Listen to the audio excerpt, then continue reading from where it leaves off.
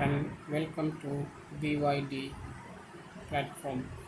And today I will discuss with you the social issues or means point of view and means 2023 is upcoming, and this is very helpful for you that you can add your value addition in your notes, in your updating notes. So I will start this initiative from today, August 1, 2023, and until I will end all the syllabus of UPSC with current affairs as well as optional subjects with anthropology. Okay, so let's start. So first topic is urbanization. This first topic is urbanization is only in this class, so you can enjoy this video. Okay, so first discuss definition and scope of urbanization, causes of urbanization, problems associated with urbanization, impact of urbanization on women, caste and family, and then solution to urban problems. What are the solutions to solve the urban problems? So first is definition of urban. So what is an urban area? According to Census of India 2011 defines an urban settlement as all the places that have municipality, corporation, cantonment board or notified town area committee. The term urban is used in two senses, demographic and sociological. Ram Ahuja in 2021 history. In demographic sense, the size and density of population, nature of work of adult males are the most important criteria used to define an urban area. So, Tier 1, Tier 2 and Tier 3 cities are categorized based on these three characteristics. Okay, so population, cost of living, level of development of infrastructure. So according to census 2011, tier 1 cities have population over 1 lakh and include 8 cities like Ahmedabad, Bangalore, Chennai, Delhi, Kolkata, Hyderabad, Mumbai and Pune.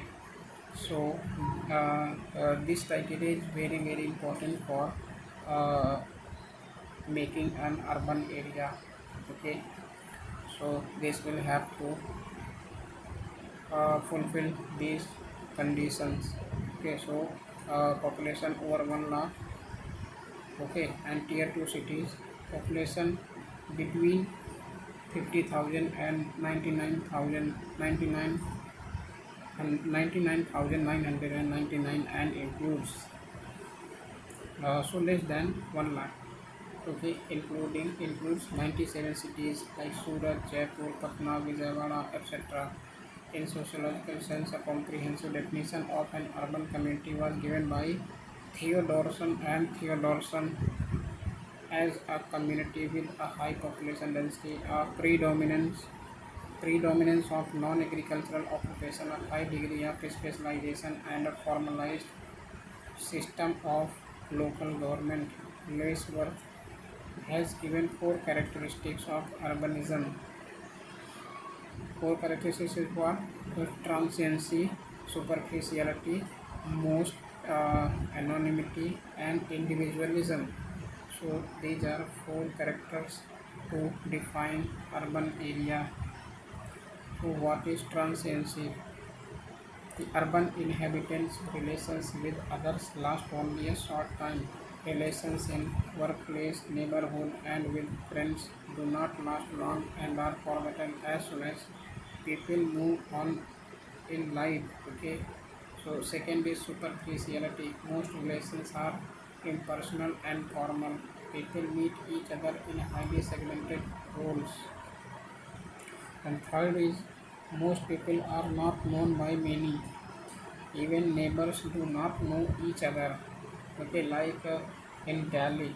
Delhi has very crowding area city. and people do not know that who neighbor remains. Okay, uh, so unlike rural areas where people have an intimate neighborhood or caste network, in urban areas people live an isolated existence. Okay. Four, Fourth is individualism. People are not driven by collective needs and goals. They tend to live and think only for themselves. Okay, so selfishness lives of urban people and different from totally different from rural people. So next is census 2011 data on urbanization.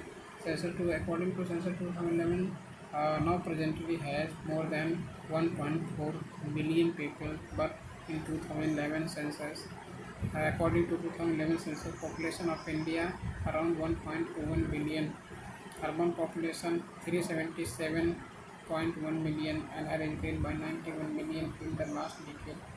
Thus, the overall growth of urban population was 31.8%. Maharashtra has the highest urban population of 50.8 million. And next causes, there are more causes behind the urbanization, the spread of urban areas. So first is like industrialization and employment, social factors, social factors, modern infrastructure and facilities.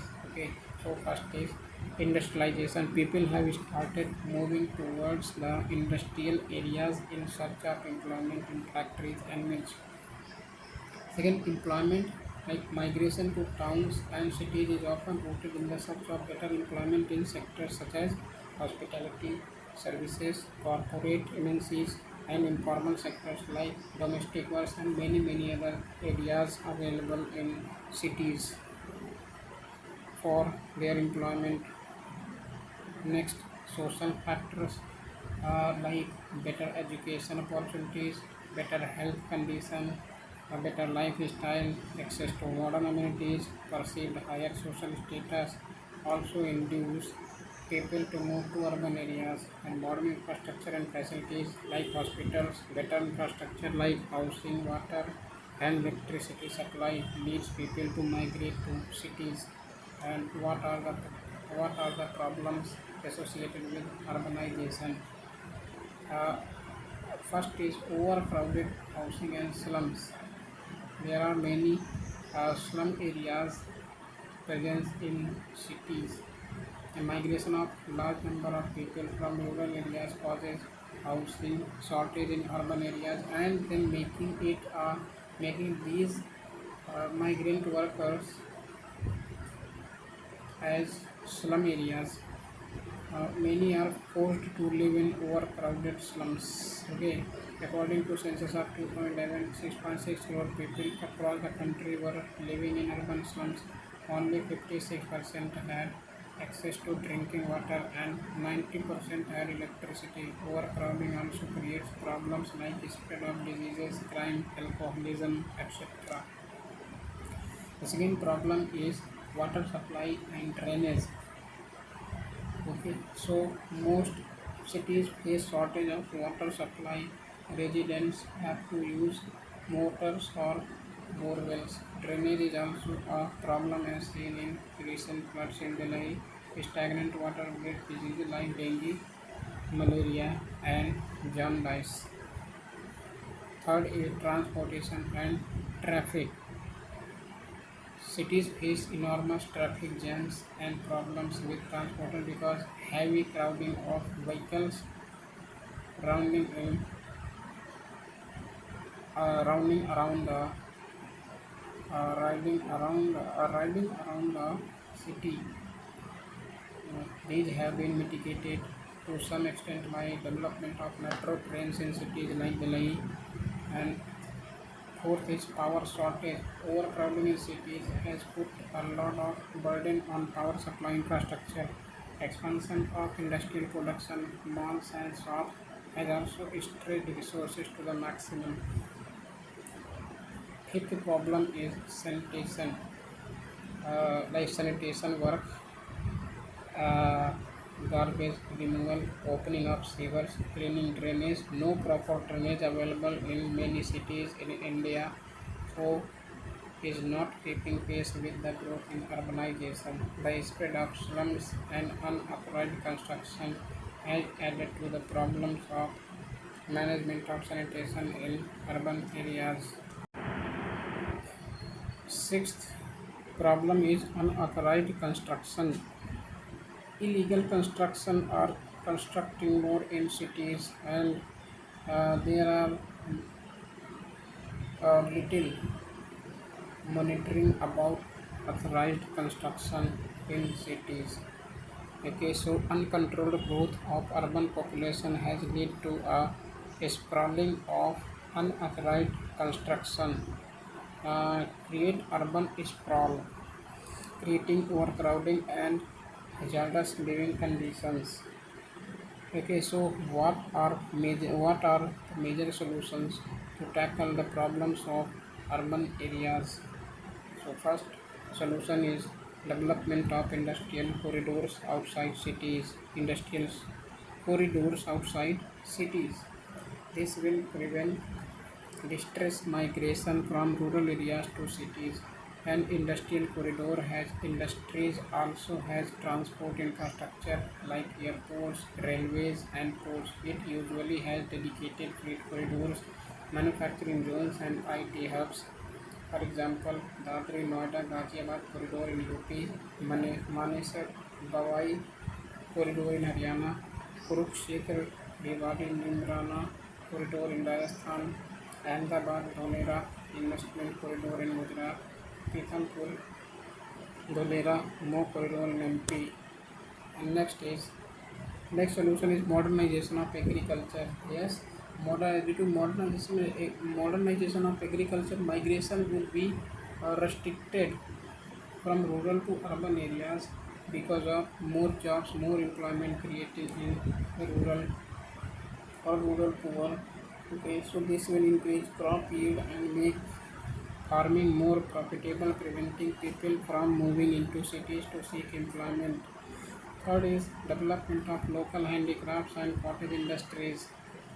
This will provide employment to women and create more self-help groups due to increased financial position of women and people working in informal sector and create sustainable local growth in rural areas. Fourth solution is efficient regional planning and urban planning. The 74th Amendment of the Constitution 1993 emphasized the need to strengthen urban planning, regulation of land use, roads, bridges, and provision of amenities to urban areas. National Urban Transport Policy was adopted in 2006 to provide safe, rapid, and affordable transport to millions living in urban areas. And fifth solution is environment oriented development. Like transit oriented development is a planning approach that maximizes the amount of residential, business, and leisure space within a certain walking distance from public transport nodes. This makes the use of public transport and walking the mainstay of urban life, reducing the carbon footprint of urbanization. Next is smart cities mission. Smart cities mission was launched. Smart cities mission was launched in Smart City Mission was launched in 2015, under which the government has proposed to develop 100 smart cities. Smart cities would give a decent quality of life to all citizens, a clean and sustainable environment and inclusive development. A smart city would have adequate water and electric supply, efficient and affordable transport, sanitation and waste management, robust IT connectivity and digitization, good governance, especially e-governance and digitization, sustainable environment, safety and security of citizens, especially women, health and education. Some of the cities identified under Smart City Mission are New Delhi, Chandigarh, Ludhiana, Port Blair, Shillong, Kohima, Srinagar, Ahmedabad, Surat, Bhopal, Indore, Chennai, Madurai, Kochi, etc. And impact of urbanization on family. There are broad impact of urbanization on family because uh, uh,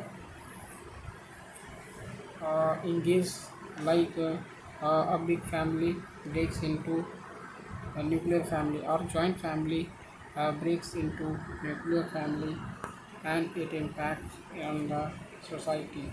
Okay, so the modernization hypothesis formulated by Gude. Gude was an anthropologist that suggested the impact of urbanization on family. So predicted that urbanization, industrialization, and educational expansion would lead to the growth of Western-style nuclear households in non-Western countries like India. In India, the post-independence period, this happened in some extent. Studies done in 1950s and 1960s by I.P. Desai and K.M. Kapadia found an increase in the nuclear family households in this period.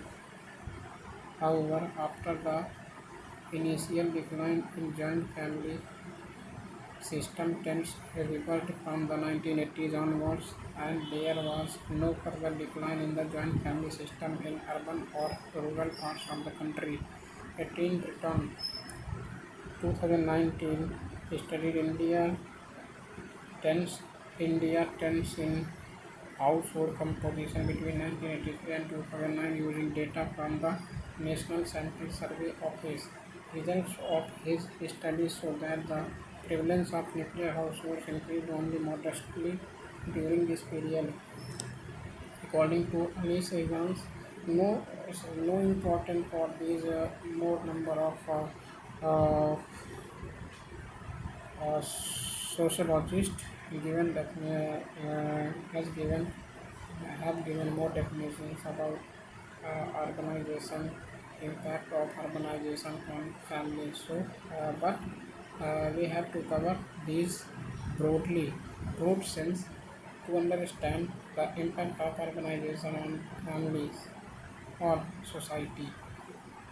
So Indians continue to live in joint families because strong family bonds encourage family business and low employment of women, which in turn strengthens family ties. Also, housing costs make it difficult to live alone.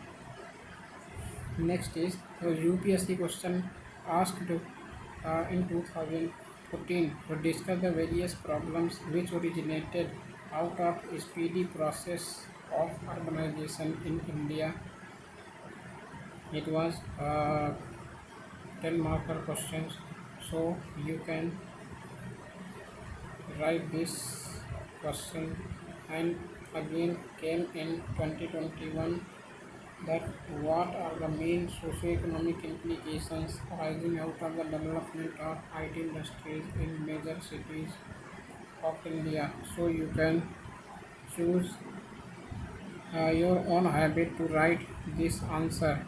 And next is coming in 2022, how is the growth of tier 2 cities related to rise of new middle class with an emphasis on culture of consumption. This also 10 marker question, and you can write uh, your own content to read about which are covered in this class. Okay, so this is the urbanization. This is all about urbanization.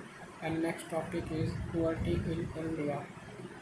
So what is poverty and existence of poverty in India, why poverty exists in India, and how the poverty can be eradicated from India, and what are the steps taken by the government to end poverty, and what are present scenario about the poverty in India. So poverty, first Poverty definition first given by World Bank, but the United Nations define poverty as an income of less than $2.15 per day per capita in terms of 2017 purchasing power parity. But World Bank suggested that poverty existence exists if income of per capita income is less than 1.90 dollar per day per capita. Okay, so PPP terms is a measure of the relative value of the currency that uh, compare the prices of purchasing a fixed basket of goods and services in different countries. When making comparisons between rich countries and developing countries, GDP based on PPP can dramatically increase the estimated size of developing economies, usually by 2 to 4 times. For example, using the market exchange rate, the GDP of India in 2019 was estimated to be about $2.8 trillion, just 13% of the United States, around 21.4 trillion US dollar. However, using PPP estimates, India's GDP in 2019 was closer to 9.5 trillion, roughly 44% of the dollar US GDP.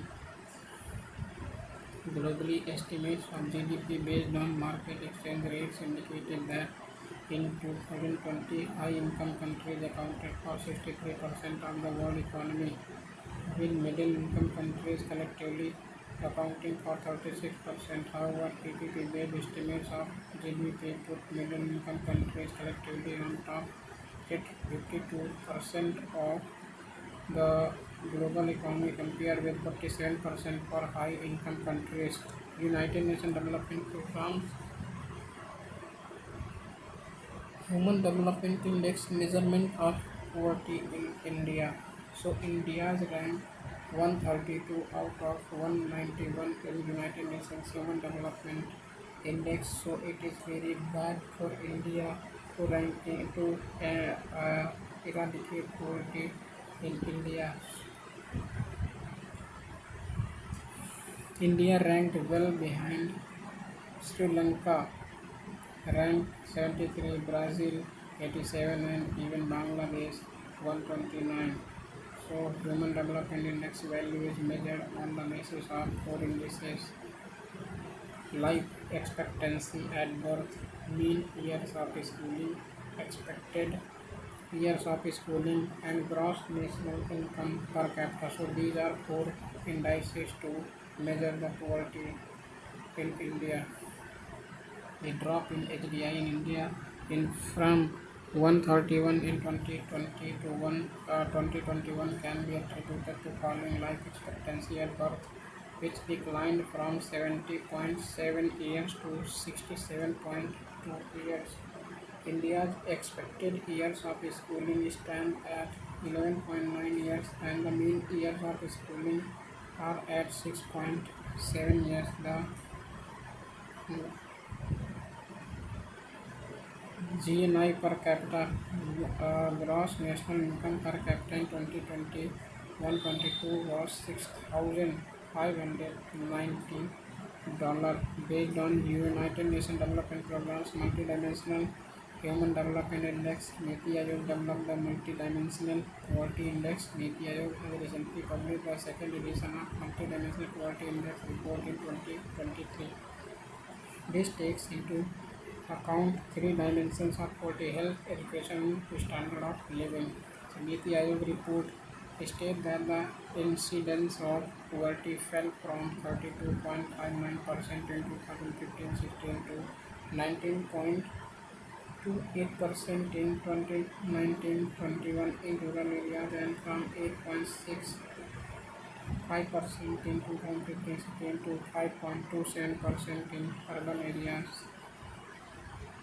The government's dedicated focus on improving access to sanitation, nutrition, cooking fuel, financial inclusion, drinking water, and electricity has lead to significant decline in poverty across the country.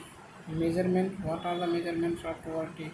Till 2004-5, poverty line was constructed using the recommendations of the Lakadawala Committee 1993 based on consumption of calories by individuals. The poverty line for rural areas was 2400 suggested by Lakadawala Committee. Yes. So the poverty line for rural areas was 2400 calories per person, and that for urban areas was 2100 calories.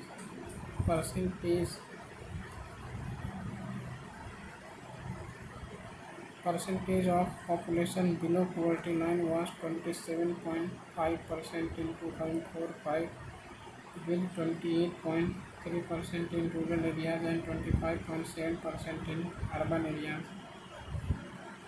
In 2005, Tendulkar Commission was appointed and it recommended four major changes: shift away from calorie-based poverty estimation. So first was shift away from that suggested by Lakadawala Committee. So Tendulkar Committee suggests that shift away from calorie-based poverty estimation. So leave it.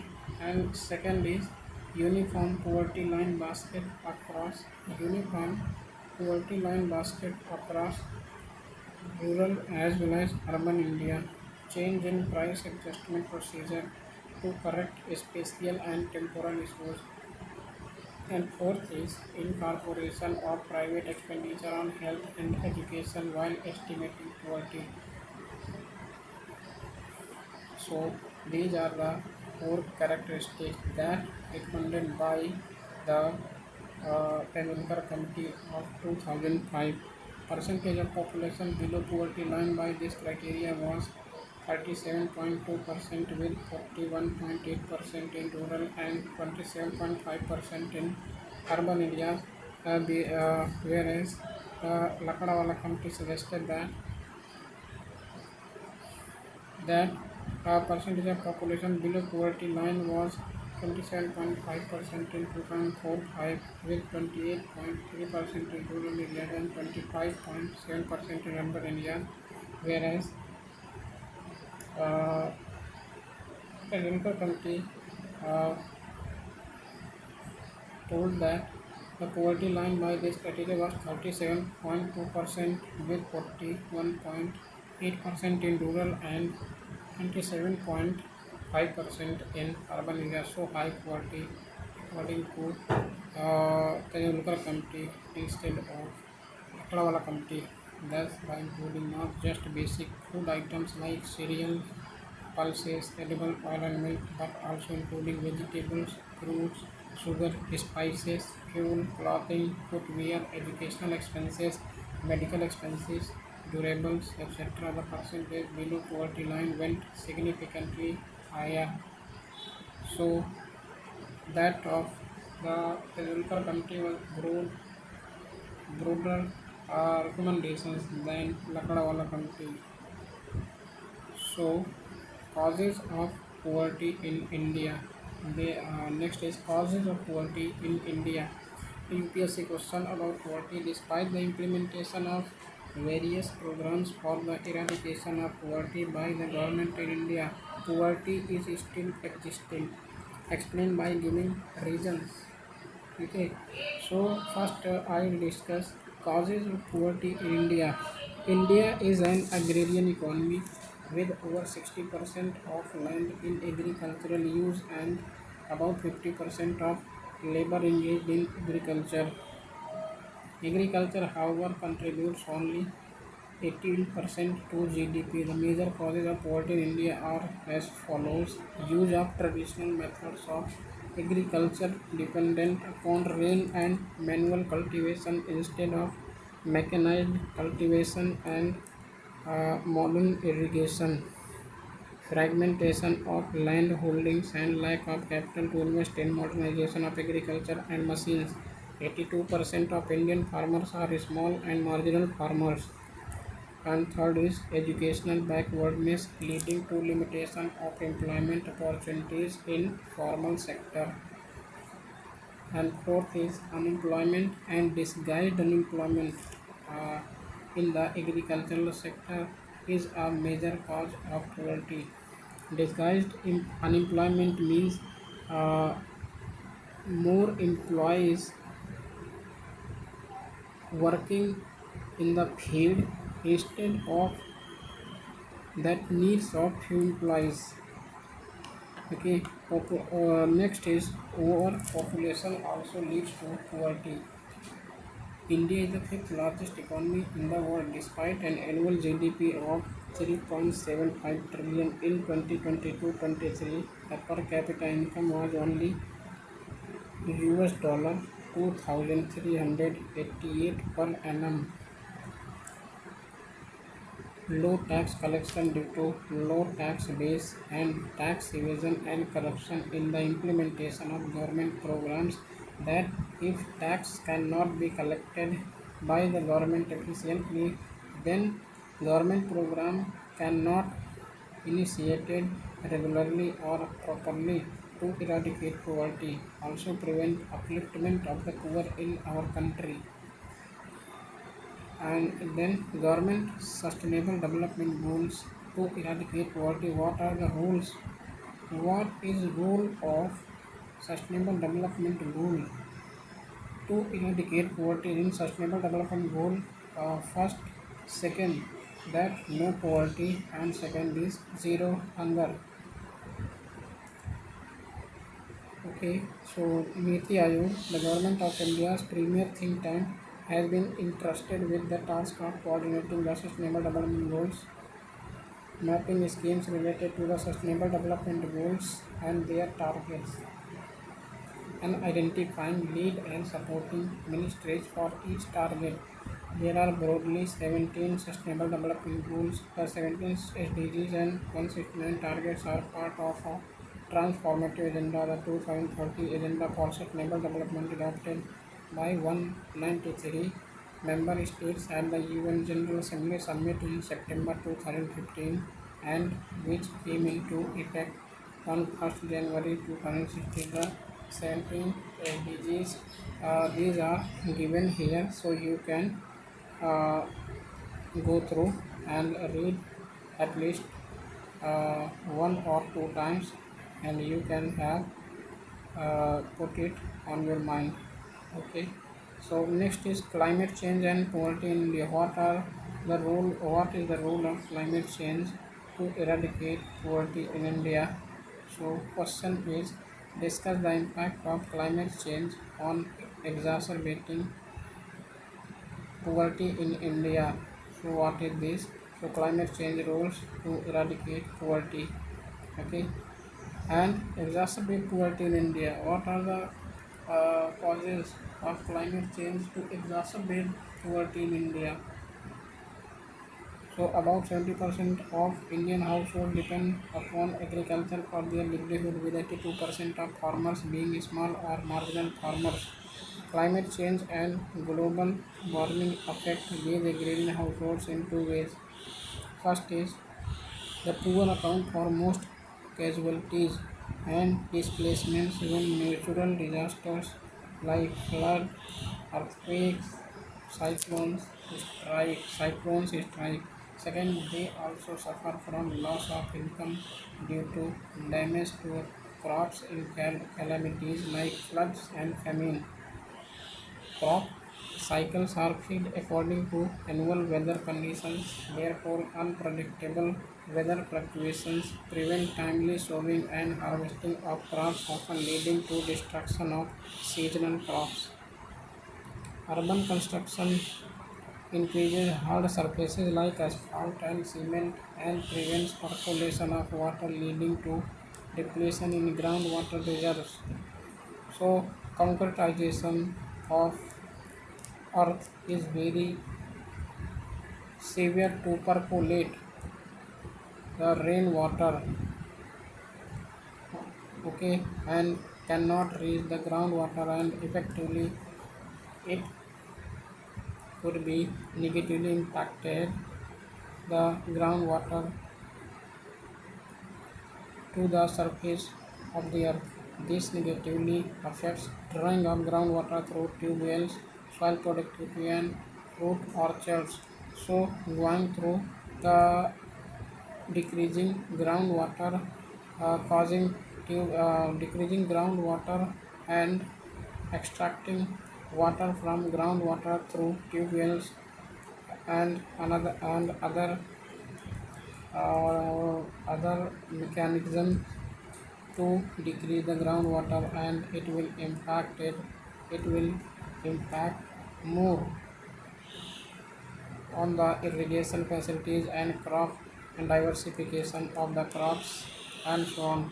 So people from rural areas are forced to migrate to cities to work in low wage jobs. According to the World Bank, climate change would add another 50 million poor people in India by 2030 because of falling wages, rising food prices, and slower economic growth. So schemes regulated by the government of India to alleviate poverty. So some of the major schemes of the central government aimed at poverty alleviation are as follows. Food Security National Food Security Act 2013. It covers around 813 million people, about two-thirds of India's population. It includes midday meal scheme in schools, integrated child development services, and public distribution system. So it it is a portion that include three schemes integrated on this portion 2.2 portion scheme. Okay, and then Antyodaya Anna Yojana. This centrally sponsored scheme offers food grains to the poor and was launched in 2000. Priority households get 5 kg gram per person, and Antyodaya household gets 35 kg grain per month. It covers 75% of rural population and 50% of urban population. And next, housing Indira Awas. Next is for housing Indira Awas Yojana. This was launched to provide housing to SC and ST communities, bonded laborers, and those below poverty line. Identification of beneficiaries is done by Gram Sabha and then approved by Jila Parishad. And second for housing is Pradhan Mantri Gramin Awas Yojana. This is on similar lines as Indira Awas Yojana. And next is Employment Guarantee Program like Manrega. Mahatma Gandhi National Rural Employment Guarantee Act 2006 is the largest employment guarantee program in the world. It was enacted in 2006 with the aim of providing 100 guaranteed days of work to rural households. It is based on the concept of decentralization as it gives a major role to Panchayati Raj institutions in planning and implementing this work. Next is self-help groups. So Seva skills and financial inclusion Pradhan Mantri Jan Dhan Yojana. This was started in 2014 and aims at improving over the formal banking system. So you can go through these schemes very effectively and learn these some point of schemes. Okay, so Pradhan Mantri Kaushal Vikas Yojana like skill development for youth, social empowerment, Beti Bachao Beti Padhao for security and prosperity of the girl child. And next is farmer suicide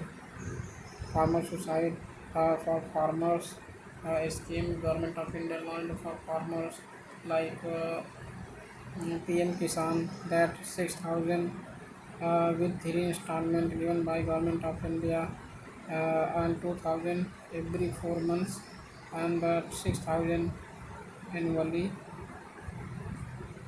given by the government of India to the farmers, to every farmer, not selected, but in every farmer. Initially uh, it was a line that some small and marginal farmers could accept this scheme, could get this scheme's benefit, but now all the farmers can benefit these this scheme. And next is an integrated scheme of PM Kisan like Kalia of Telangana and Ritu Bandhu. Kalia of Odisha and Ritu Bandhu of Telangana scheme. So these are the solutions. These are the uh, initiatives launched by the government to tackle the eradication of poverty. So these are topic covered. Two topics are covered in this lecture, and I will cover next topics in the next lecture. So thank you today for lectures being okay. So thank you very much.